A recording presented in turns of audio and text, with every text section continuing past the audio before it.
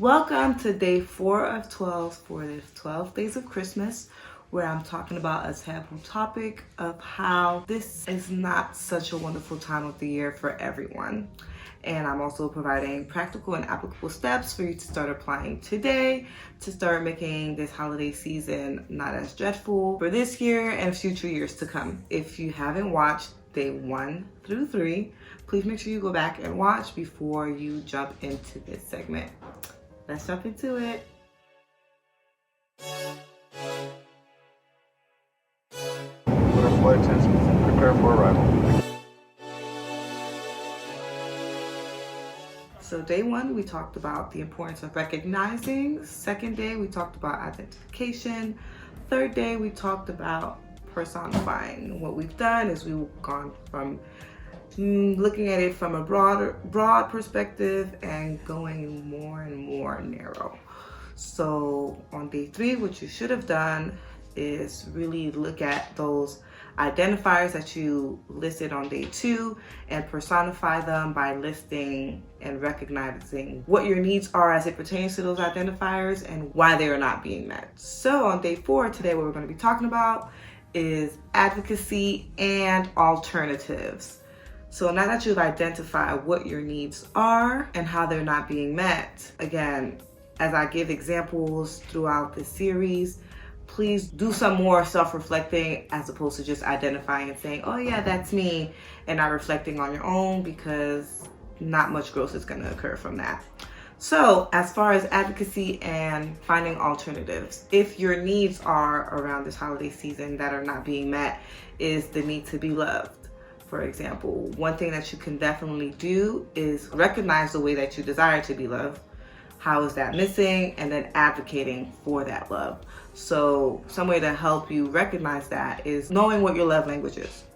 There are 5 love languages, and if you're not really familiar with what that is or what your love language is, I'll put a link for a test for you to take in the description box. So once you identify and know what your love language is, it'll make it easier for you to know exactly how it is that you desire to be loved and being able to properly communicate with your loved ones how it is that you desire to be loved. So if, for example, your love language is time, a way that you can advocate for yourself is by communicating with your loved ones. Hey, I feel like this is happening, and as a result, I'm not receiving the love that I desire from you. Or whatever the case may be, but make sure that you are reflecting first so that it's not that you're feeding a negative narrative in your head, but that you are truly not receiving those things. So sometimes it's just you needing to change your perspective as opposed to you not really receiving those things. Or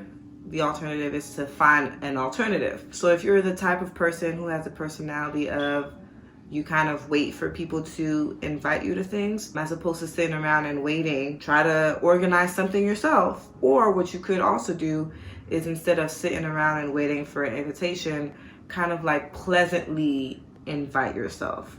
And I don't mean like just crash everything, but like as people are sharing things of what's happening and what they're doing, instead of like waiting for them to say like, hey, do you want to come? Would you like to join us?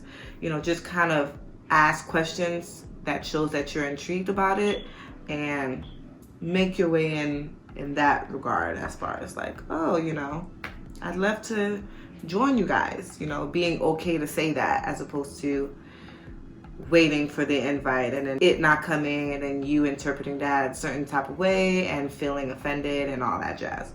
So make sure that you are openly sharing, having open communication in either regards, because you're either going to advocate your needs by communicating what you need, or creating an alternative by advocating for yourself in a different manner, as far as like your interest or intrigue in wanting to participate in something. Now that you have that as an example, I really need you to look at that first list of what you've identified of the things that make this time of the year hard for you, how your needs are not being met as it pertains to those identifiers, and then now finding alternatives to make sure that you're getting your needs met. Not only finding alternatives, but also advocating for yourself to make sure that you're communicating with your loved ones how to receive that and not kind of riding on unspoken expectations to be met when if you don't say something, like nobody's gonna know that this is what you need or what you want. So thanks for watching day 4, and make sure you stay tuned for day 5.